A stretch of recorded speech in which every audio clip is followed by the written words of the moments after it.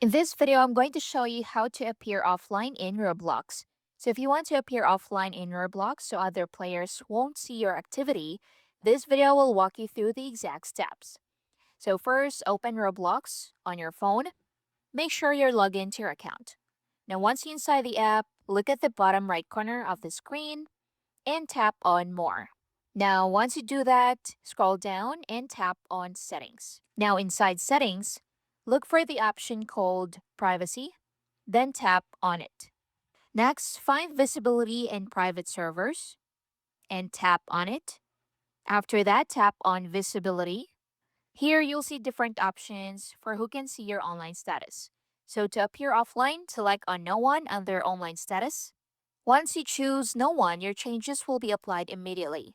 And from now on, other users will not be able to see your online status or activity. So this means your profile will appear offline to others, even when you're using the app.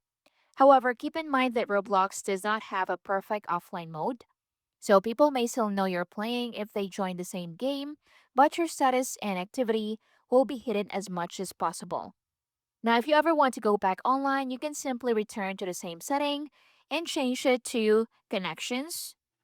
Also, in the Show Current Experience, change it to Connections. And that's basically it.